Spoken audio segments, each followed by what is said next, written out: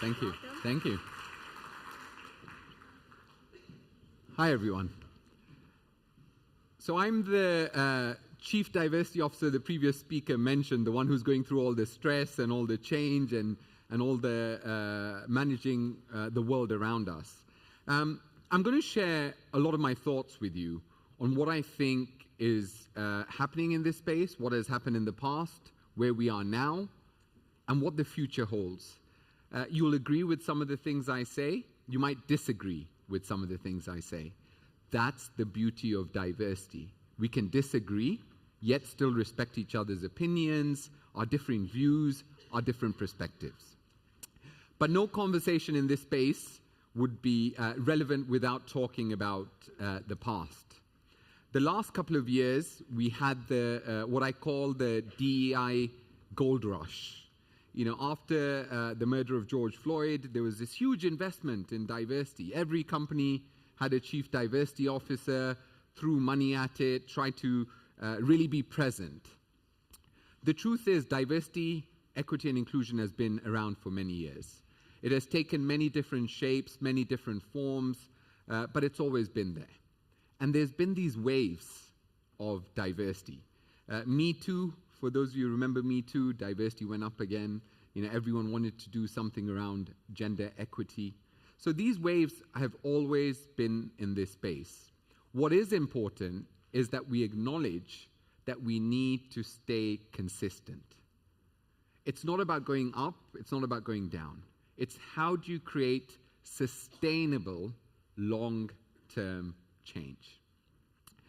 And I'm going to talk about what that means in the context of both the public and the private sector. I'll tell you a fascinating story. So I do work for Warner Brothers Discovery. In case you don't know who Warner Brothers Discovery is, we're the people who made Barbie, one of the most highly grossing movies of last year, $1.7 billion. We played a big part in creating inclusion within Barbie. Hopefully you saw the inclusion. We tried to do it in a natural way. It wasn't forced. We didn't force diversity upon anyone. We wanted it to be something that it represents the world that we live in. There was a Barbie on a wheelchair. There was a Barbies that represented different elements of diversity.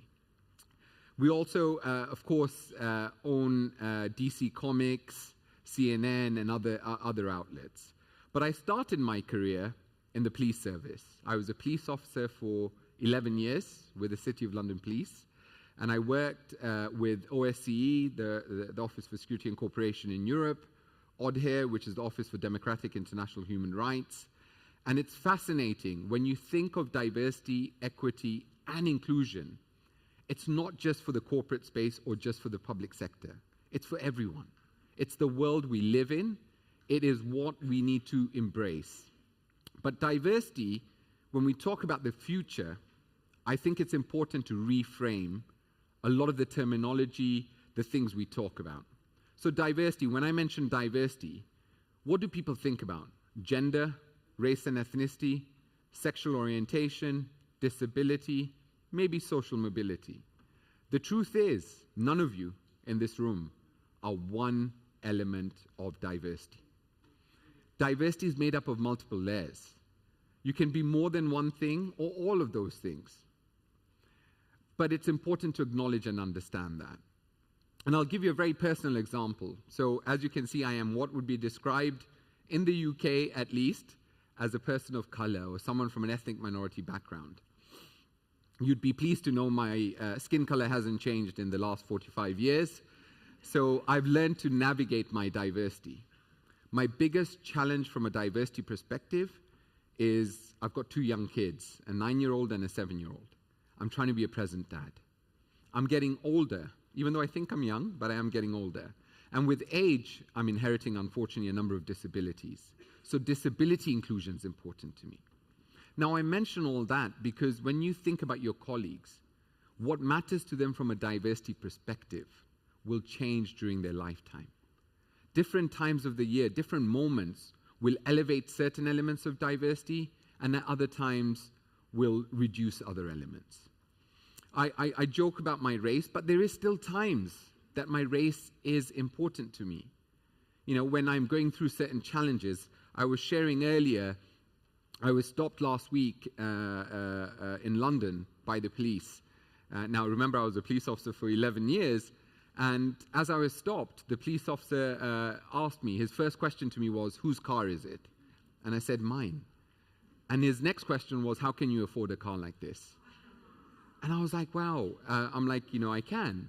And then he went on to say, yeah, a lot of these cars are getting stolen. And therefore, we need to check and we need to do this and that. And then he was intrigued. He was like, what do you do for a living? I'm like, it's not relevant with the stop that you're doing, what I do for a living. But the fact is that there are still those times when my race becomes an issue for me, right? Even though I'm very, very privileged, I am in positions where I don't need to worry about my race every single day. Now, I mention all that because your colleagues will experience this. People we work with, people in society, they'll have good days, and they'll have days when their diversity becomes really important, or it's called out, or someone will look at them with the visible elements they have and pinpoint them. It's also important when we think about diversity to think about other elements. Age diversity. A modern workplace has 5 generations. How inclusive are you of each generation? Or do you focus on only Gen Z or millennials? Do you also consider the older generations? Neurodiversity, dyslexia, dyspraxia, autism. Are you acknowledging that in the workplace? Are you thinking about the benefits it brings? And then social mobility, a really important factor. People from different lower socioeconomic backgrounds. I used to work for Ernst & Young, a big consultancy, and one of the things EY prided them, EY is a great company, I'll say that up front, but one of the things EY prided themselves on was that they had a very diverse workforce from a gender perspective, a race and ethnicity perspective, which was true. But if you asked any of their staff which university they went to, which school they went to, they all came from the same schools and universities. And that's not diversity. Language, accents, English, right? English, let me just start by saying this, is a language. It is not a test of intelligence, right? But people govern English by it being a test of intelligence. The bigger words I throw into my sentence, the more intelligent I am. I'll tell you a fact and statistical research. In the first 9 words you speak within an interview, based on your accent and your English, a decision is made on whether you're going to be hired or not. So if your accent comes from a background that might not be perceived as a posh accent, then a decision's made. The amount of times in my career I've heard someone say to me, so-and-so is not good. Why? The English isn't great. I'm like, they're an accountant. They're looking at numbers, and their English is great. It's just not like mine. So we must acknowledge that as well when we think about diversity, that there's all these other factors. And then the big thing with diversity, and here's where I'll throw in a movie analogy. You all remember Robin Hood, right? Took from one group and gave to another.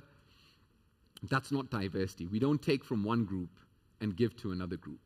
Because of diversity, no one's going to miss out on anything. Actually, what diversity does is it improves systems, processes that benefit each and every person. And let me give you an example. Gender equity as an example, right? Now, of course, it's illegal to say we're only going to recruit one group. But if we said in a modern company that for the next 15 years we're only going to recruit women, no one else, we would still not achieve gender parity within a company. So it's not going to mean because we're focusing on trying to encourage more women to join our workplace, someone's going to miss out. We still hire the best people. That doesn't change. But what we do know is the best people don't get to come to the start line. The challenge is bringing them to the start line. They can run the race for themselves, but they can't get to the start line. And if we improve a recruitment process for gender equity, what have we done? We've refreshed a recruitment process that was built for 1950-something. And I'll give you another stat around recruitment processes, just job descriptions. Statistically, there's research that shows when you look at a job ad, you've all seen the essential criteria and desired criteria. Women look at, the essential criteria, and they'll have 4 out of the 5 criteria, and statistically they will not apply because they'll feel they're not qualified. Men will look at the 5 criteria, they'll have 1 of them, not the other 4, and they'll apply because they think they're overly qualified. And that's the way these things are. So we need to look at, are we positioning our language, how we're attracting in the right way? And we need to break some of these historical systems that create unintentional outcomes. And then just the final thing around the diversity piece. What do we call diversity, right?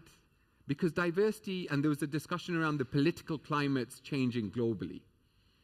And diversity, equity, inclusion is very politicized in a lot of countries, a lot of markets. The truth is, you can call it whatever you want, whether it's inclusion, belonging, equity, culture. The work still continues. What it's called, to me, it's irrelevant. It's what the work entails that really matters. But the truth is that in the future, that term is going to get more and more politicized and will be more and more in the press. If you think about the US as an example, the term is in the press for everything. Every other day there's something around diversity. We need to separate that and really focus on the change we want to create. We're not working with the politicalization of diversity. It's the actual efforts and the change we're trying to drive. And then you've got inclusion. And hopefully you all want to create environments that are inclusive of everyone, right? But I argue inclusion's not enough. And I'll tell you why. Let's say we've got a team that's predominantly men. As an example, I'm not picking on men, but it's men. And a woman joins the team. So we've got diversity, right? And inclusion. Not really. I mean, it's a great stat we can put in our annual report to say X percentage of our workforce is female. But unless that woman has psychological safety, she can give a different opinion without repercussions. She has trust. We're defeating the purpose of the diversity. It just looks good on paper, but we're not achieving the results that we desire. And that's where we need to start focusing on belonging. Creating environments where everyone belongs, where they can bring their authentic self. What is belonging? Each and every one of us has belonged somewhere, either to a football team, a sports team, a group of friends. But when you belong somewhere, you can bring your true self. You're not worried. You haven't got imposter syndrome. You're not code switching. You're not trying to cover who you are. You can just be you. But what statistically research shows, when people belong, they're 3.5 times more productive. They're more innovative. They're more creative. Problem solving is better. So all the things we want to achieve within our workplaces or our society are achieved by creating belonging. But the million euro, dollar, pound, yen question is, why do we do this, right? Why do we even focus on this? I think there's 3 big things, and I'll explain those. So the first, there's, of course, in many countries still, there's a lot of laws that govern, we need to create fairness in the workplace and in society. Those laws will always be there in some shape or form, and we have to adhere to them. The second is the moral case. Morally, it's the right thing to do. And I'm sure that every single person who's here today understands morally, we live in a diverse society. We live in a society where, we want to make sure that everyone has the same fair opportunities. And then there's the business case. Statistically, businesses that are more diverse and inclusive have better output, have more financial benefits. And businesses that get it wrong have implications, either brand loyalty or other challenges. And when I say businesses, it's not just for profit organizations. It's not for profit organizations as well. And I want to give you a few examples of companies that have done a great job and some companies that have made mistakes. Now, this is not to pick on anyone. It's just, to give you some examples. When I used to work for Adidas or Adidas, depending on where in the world you sit. And, 1 year we decided we were going to create active sports maternity wear. So sportswear that women could wear throughout their pregnancy. Everyone thought it was a great idea. No one thought financially it was going to be big. But we did it. It was one of our most successful financial campaigns. Why? Because the same women who bought active sports maternity wear bought golf clothes for their husbands, shoes for their kids, and so on. So the buying power they had was huge.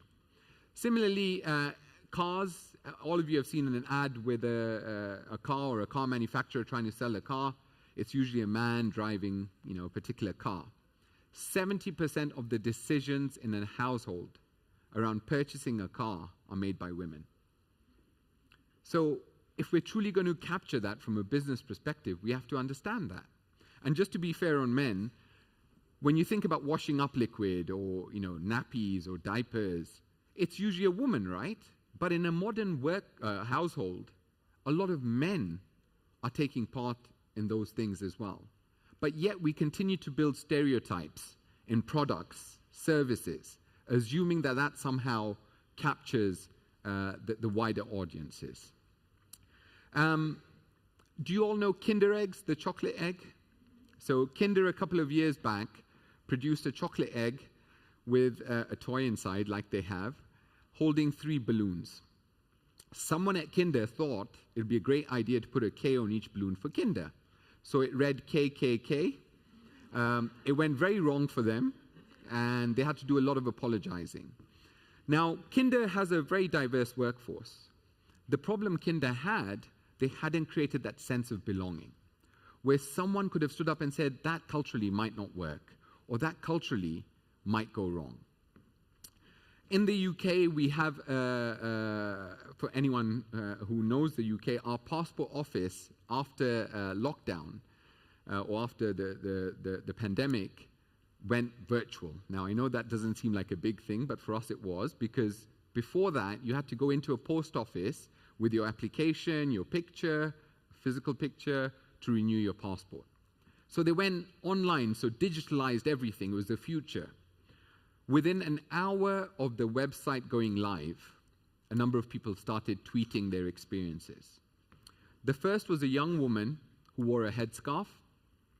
She tried to upload her picture, and the software kept on telling her to take her hat off, because no one had thought about a woman who wears a headscarf.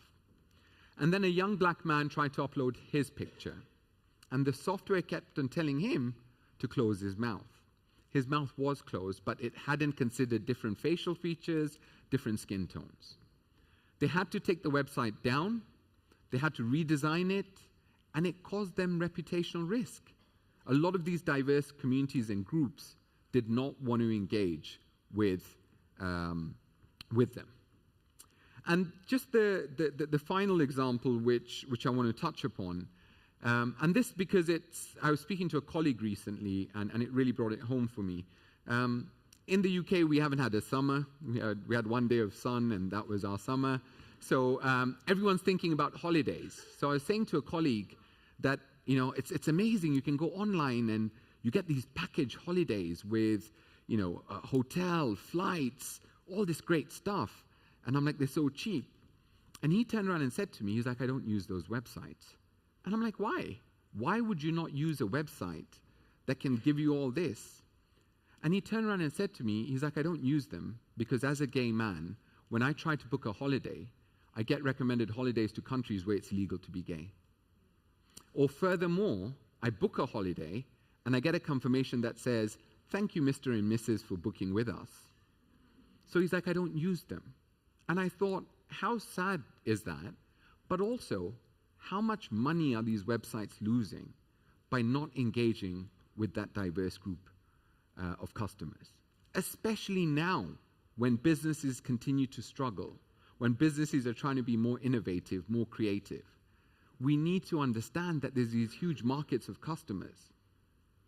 Wealth changes hands, and wealth is transforming in so many different ways. when I studied my bachelor's degree in HR and business management, we did a lot of case studies on successful business people. None of them looked like me, right? So there was always this case study of this is what a successful person is, this is what a successful person is. What's fascinating is when you look at the UK now, the top 10 richest people, 6 of them look like me. That's wealth is changing hands. There is wealth amongst diverse, underrepresented communities. They are our future customers. They're people who are going to engage with us. Are we ready and transforming to meet their needs? And my final example on this is, do you all remember Blockbuster? The place where you rented movies on a Friday, never made it back on a Monday, got a fine, and your parents wanted to kill you. Blockbuster's not here today, right? They're gone. Many will argue it's Netflix that determined Blockbuster's future to a certain extent.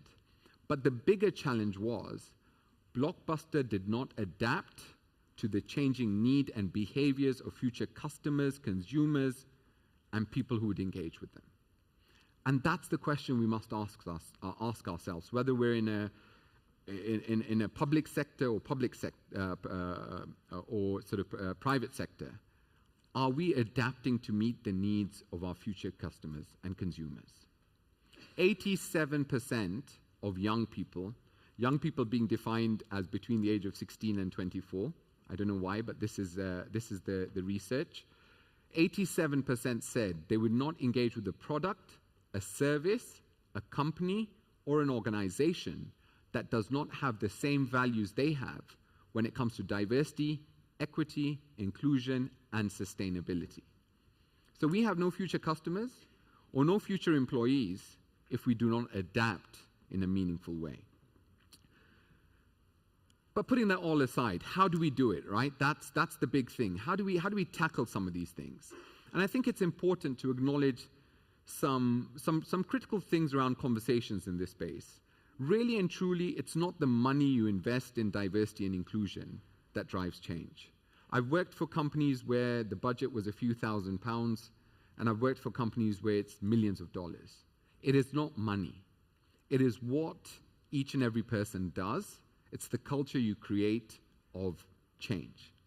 But that requires us to tackle certain things that we're aware of in the workplace. Biases, privilege, stereotypes. All these things come up. But we must create environments where we can learn and grow. The moment you talk about diversity, the biggest challenge we face is you've got to pick a side now. Either you're very far left or you're very far right. As I mentioned in the beginning, why can't you be somewhere in between? Why can't you disagree but yet respect each other's differences? But we must measure our intent and the impact of our words. 99% of the time, our intent is positive, the impact of our words is negative. How do we address that? How do we make it a learning opportunity? One of the questions I get asked very, very often in the UK is, where am I from? So I usually say London, and then they ask me, where are you from? And then I'm like, West London. And then we end up in this standoff, a bit like, those Western movies where two people are facing each other. Look, the truth is, I'm very proud of my heritage. I'm from Kenya, East Africa, and I don't have a problem. I'm just as inquisitive as well. The challenge is the questions being asked with an element of bias. There's an expectation that I must give a certain answer. Now, it doesn't need to be like that. I'm just as inquisitive. I love knowing about people's backgrounds. But you know what I do? I create psychological safety for myself and the other person by using simple things like saying something like, I'm really intrigued to know more about your background. I'm not sure what the right way of asking is. I'll ask how I know. If I get it wrong, do correct me, because I want to learn and grow. That's it. Saying something like that, if the person says that's wrong, you can then rely upon that you've already created a safety net for yourself. Making mistakes, we all make mistakes. I make mistakes very frequently, but it's about acknowledging them. I was speaking at a conference recently about working hours. And I'm human when I'm under pressure and my brain can't, do a lot of things at the same time. Rather than saying working hours, I said man hours. Now, as I said man hours, I knew someone's going to try to cancel me, right? So I canceled myself. I just said, look, I'm really sorry. I grew up during a generation when man hours was used so frequently. So my biases play in my brain. So I need to be consciously inclusive. But that's the reason. And you know what? The room was like amazing. Thank you for sharing. Yes, it's wrong, but happy to learn and grow. And some people who didn't even know, they're like, oh, okay, I didn't know it could be like that. But that's what we need to do. Create environments where we can learn and where we can grow. It doesn't need to be canceling each other. Cultures, different cultures. We have a perception as individuals that our dominant culture is the only culture. The way I think is the only way, and the world should meet me where I am. The world doesn't need to meet everyone and anyone where they are. We need to meet people halfway. I worked in Germany, and I remember when I moved to Germany, I relocated and I was living in Germany. I sent an email to HR asking about something around my relocation. And I did it in a very British way. So I started the email by talking about the weather. I said, it's amazing to be in Germany. The weather's great. I love it here. So nice. People are this, that, all that. And then I asked the question. And I got a response that was 2 letters, no. I was so offended.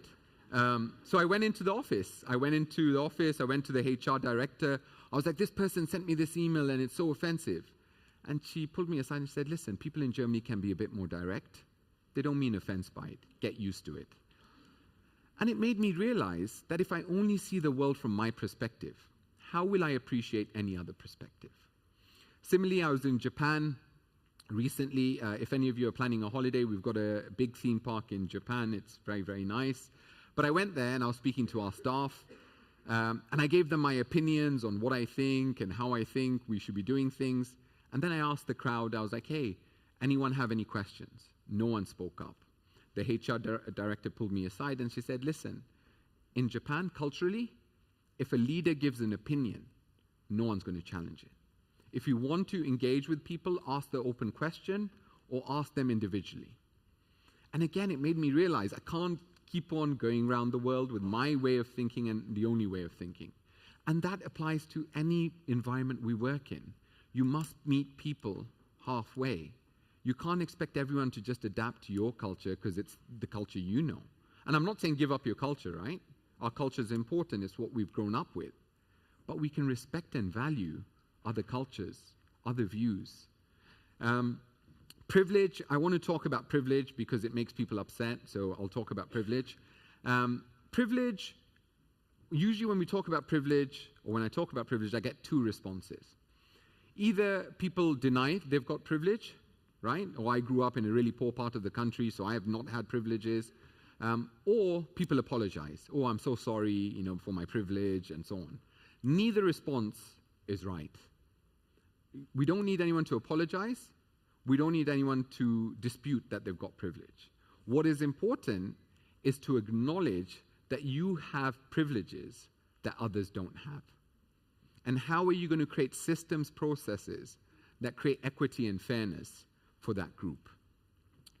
I'm very privileged in my own existence. I live in a very nice part of the UK. My kids are privately educated, all those kind of privileges. I have all the privileges you can think of. But I'm starting to learn that I must view and understand that there's others that will just not have access to the things I have access to. My kids, the access they have, the things they don't have to worry about. There's parents, there's families who are worrying about the smallest things, and my kids are more focused on which new Nintendo Switch game they need and which Lego set they want. But I most recently was traveling to Australia, and I went to an office in Sydney. There's a pattern here of me getting things wrong, but I was in Sydney and I was speaking to our employee resource groups. And there was our Indigenous employee resource group. They were there as well. And I was like, I love Sydney. It's so amazing. People are so nice. I'm like, I could live here. It's like, for anyone who's been to Australia, it's like the UK, but the size of the US, right? So I was like, it's amazing. Dream come true. And this young lady from the Indigenous ERG turned around and said, that's completely false. So I was first like, I wanted to become defensive, right? But then I remembered that it's not about being defensive, it's about listening. And I'm like, why do you think that?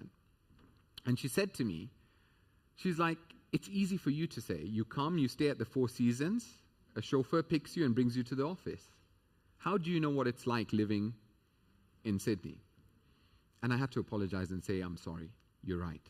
My privilege didn't allow me to see your perspective. Didn't allow me to see that your journey might be different to my journey. With privilege, there are privileges we're born with, right? And I know it's tough sometimes to acknowledge, but sometimes just being born in a certain background, certain skin color, certain this, you have privileges. And the more we understand that, the better it is. I travel to the US very, very frequently. I've been going for 15 years. I now have global entry, so I'm a bit like a celebrity. I just go straight through, show my passport. But when I started traveling to the US initially, back in 2000 even, or 1999, every time I went to the US, based on my name and the way I look, I used to be sent to the special queue. The special queue was fascinating because it was the same questions every single time. Usually around terrorism and things like that, but I got the questions.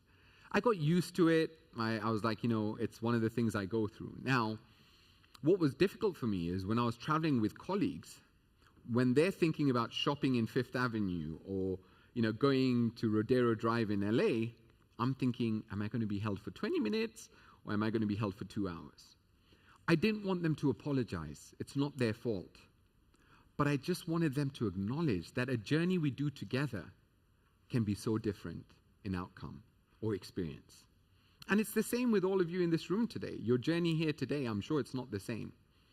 Some of you might have had a really difficult morning. Some of you, might have had a really difficult journey in just based on your own lived experiences. But acknowledging and understanding that is crucial and important for the future. I'll end with the last few things because I can't talk for England, unfortunately. Just one thing. When we talk or when we ask questions, psychological safety, your why is so important. If you get a chance, watch a talk by Simon Sinek on finding your why. People misinterpret what your view is or your opinion because we don't explain our why enough. Why am I asking this? Why am I doing this? The why makes people at least understand your perspective.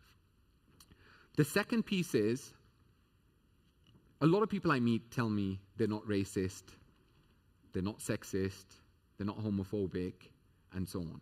And I believe that. The world is in my mind anyway, is a positive place.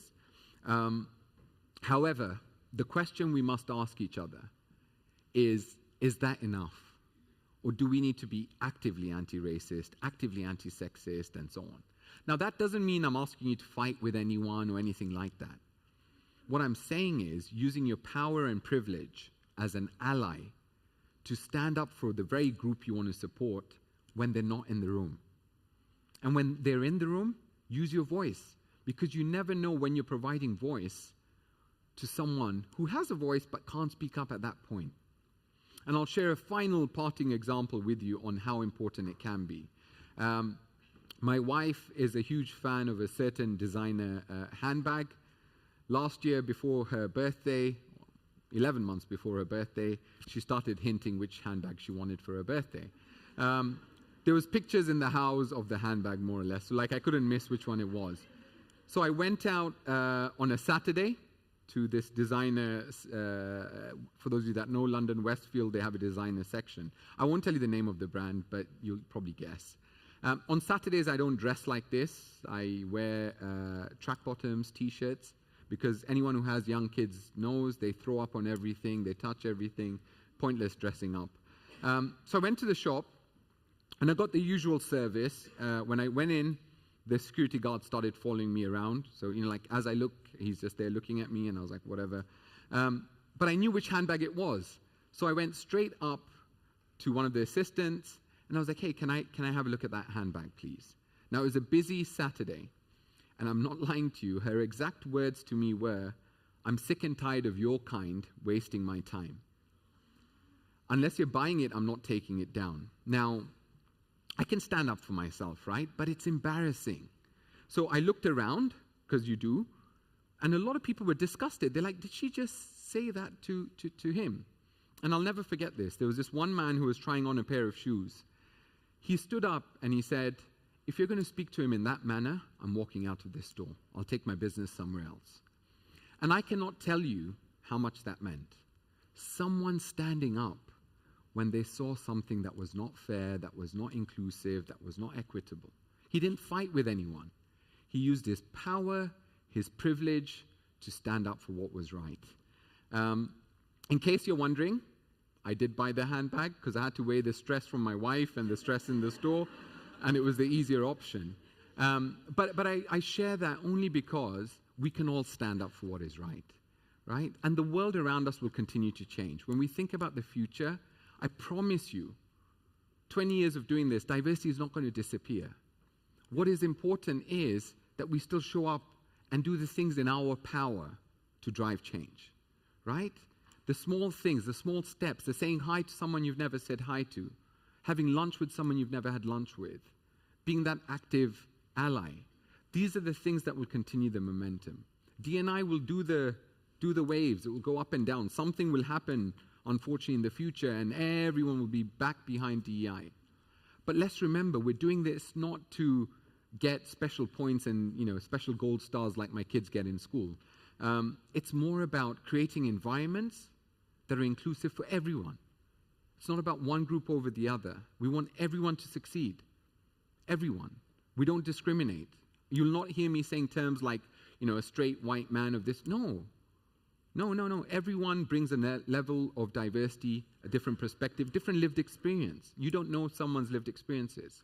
But let's focus on where the change needs to happen, and let's meet people halfway to truly drive that change.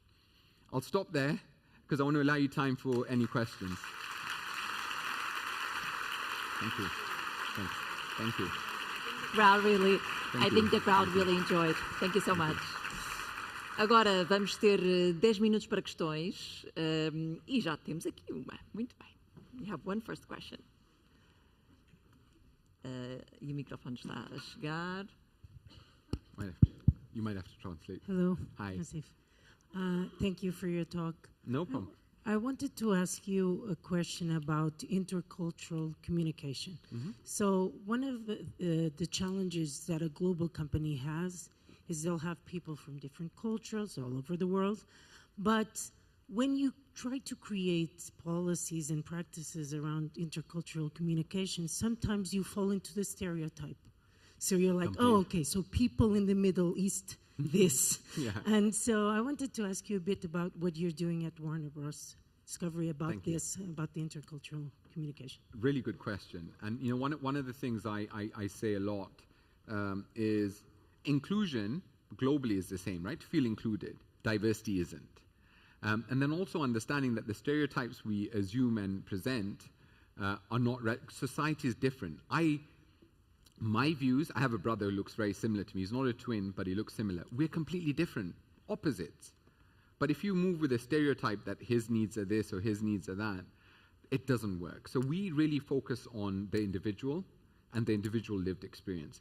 For that same reason, I don't run specific development programs for specific groups. Now, I'm not saying some of you might run them. I'm not saying they're the worst thing. But I don't believe in a leadership program for just women or a leadership program for people from an ethnic minority background. Why? For the very reason you mentioned.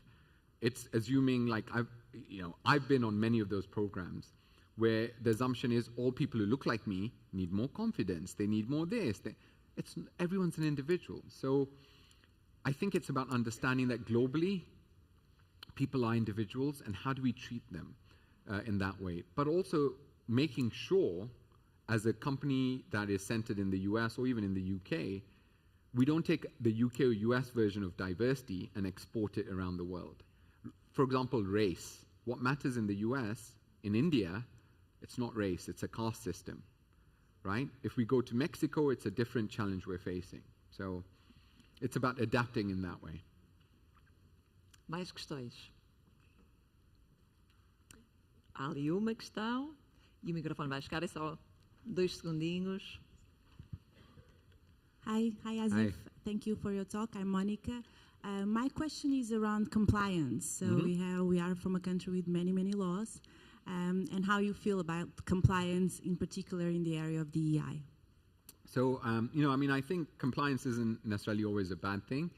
I think certain positive compliance elements, right? Like whether it's in the UK gender pay gap or gender pay gap in another country, those kind of elements drive some level of change. I think what's important, though, is as organizations that we don't only focus on the compliance piece. The compliance is one of many drivers to drive change, not the only one, and not the only one we adhere to. Because if we only focus on compliance, it can be perceived as a box-ticking exercise to achieve results. Where compliance might be the other way, which we're seeing a shift in certain regions where it's like you can't do this, you can't do that, that goes to the point I was mentioning earlier, is what's the reason for us doing it, and how can we still drive change internally within our organizations? And I shared this, I think, on LinkedIn, but in environments where regulation compliance might be against DEI, there's various models you can adapt. And one is the embassy model. The embassy being that you operate like an embassy in a foreign country. So your business can still be inclusive within its 4 boundaries and its walls, but doesn't necessarily have to push that outside of that environment. Mais questões? Temos alguns minutos ainda. Temos ali ao fundo uma pergunta, Hi. já com o microfone. Hi, Asif. Hi. Thank you so much No for your talk. My question is related to a word that we've been seeing more and more coined with the D&I practice, which is woke. So historically, it was a word that had a positive point, but we actually start seeing it used as a negative terminology. My question to you is, have you been called woke because of your work? And if so, how did you react to it, or how would you react to it in case you were? Yeah, so it's a really good question. I've been called out either way for not being woke enough or for being too woke, so I get either.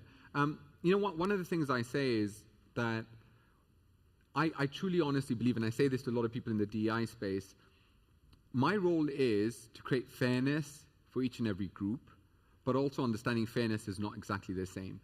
At work, I do it like a business. It's a business imperative. So I don't let my emotional element connect to it. Where people are called out a lot of times, or people are seen or perceived to be too woke, is where it's connected with a lot of emotion and not enough the why behind why they're saying something. So I try to focus on the why behind my thinking. So if I have a perspective on something, I'll explain my why rather than it just coming across as me saying you can't do this or that's a completely wrong thing. And I think we need to do more of that, because when we explain our why, people are more likely to at least understand our thinking. In itself, being woke, depending on where and how it's perceived or put, can be a good or bad thing, right? I think where it's canceling people and things like that, I honestly don't agree with it. Because I think canceling someone, all you're doing is pushing them further away from the topic. I'd rather sit in a room and disagree completely and even end the meeting disagreeing, but we shake hands to have another discussion another day than to never have that discussion. So, yeah, that's the way I deal with it. It's more around explaining. And even when I've been called out for not being woke enough, I explain why, which is the reason I'm giving you that. I want everyone to come around this topic. Temos, acho que, espaço para mais uma questão, pelo menos. Se alguém... temos ali um Hi. bracinho. Hi, Estamos can a you hear ouvir. me? I can hear Hi. you. Hi, Asif. Thank you so much for your talk with us. I have this question. You partially answer it right now, but how do you deal with resistance? Meaning, we trying all of us to be more diverse and more inclusive, knowing that all of us have unconscious bias, me included. So, of course.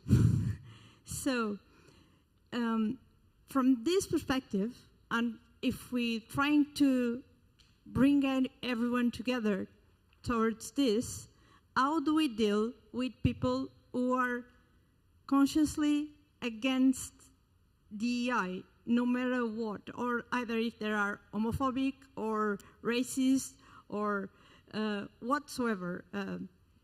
Choose any box you want to tick, Sure. or all of them. And I'm thinking of this not only in a moment, because in a moment I can commit mistakes, but Sure. generally I do not consider myself a person against anyone. But how do we deal with people who simply, I don't want to be inclusive, I don't want to accept diversity, and this is also a choice and a right, although we all here in this room think it's not the better part. But how do we include also these people? Yeah, thank you. Thank you. It's a great question. I think the first big thing is when we reflect on, I've done a lot of reflecting on even a lot of our initiatives, a lot of the things that we do in the DEI space. How do we make sure more people are aligned to it? The people who get D&I usually turn up to the events, right? So let's say we were doing an event for, I don't know, International Day or, women or Pride or Black History Month. How do we make sure other people are involved? So people start learning in a natural way rather than feeling this is something that's being imposed on them. And I think, like, even for International Women's Day last year, I remember going to International Women's Day in the organization, and it was only women there. And I'm like, we're never going to drive change if it's only women coming to International Women's Day. So I asked each woman to bring a man from their team along. And I think so that kind of, like, how do we naturally get people to have a different experience more than a classroom unconscious bias workshop or things like that? Because the moment you try to tell someone that they're biased, they put a wall up or a barrier. You're calling me racist, you're calling me this. Am I not entitled to an opinion? So I think the more natural experiences we can give people of the other, whatever the other is, the more likely you are to start to hopefully make them see a different perspective and make them see that they're also part of the conversation. I think more wider inclusive communication. Again, I've heard of communications when I think about the workplace, where we'll send, one of the organizations I worked for many years back, they'd send emails to groups like to, people of color. They'd send them an email saying, you're the future of our workforce, this and that, you're great. And I'm like, actually, if you think that, tell everyone. Don't just tell them, because then everyone who didn't get that email thinks that group's getting something that they should be getting as well, and they're missing out on. So I think being inclusive in that way is important. And then just the final piece, look, there'll always be people who will disagree, right? And will have a different opinion. That's the reality of the world we live in. When we step outside, not everyone has the same opinion. I'd like us to get to, in workplaces, a place that we can at least respect each other. And yes, you can hold a different opinion, but what is our work culture? What are our values? And if our culture is one of inclusion, if that's what the company organization stands for, then how do people see that the environment around them is all about inclusion? So I think that's the big piece. And, some people might decide this environment is too inclusive, it's not for me anymore, or it's not inclusive enough, as people decide, right? That's a decision for individuals. But I think we need to do more in bringing everyone around that conversation, because for far too long, I think groups feel that that if you're on one side of the diversity equation or the other, that we're in conflict. But we can still talk, we can still, learn. And learning, the piece around experiential learning, I did a TED talk on this, here's where I sell my TED talk. Experiential learning is the biggest kind of learning that we can have. Through experiences, it breaks our negative stereotypes, our biases, not classroom-based learning. Hopefully that helps. Thanks. Asif Sadiq, thank you so much for coming. Thank you, everyone. Thank you so much. Thank you.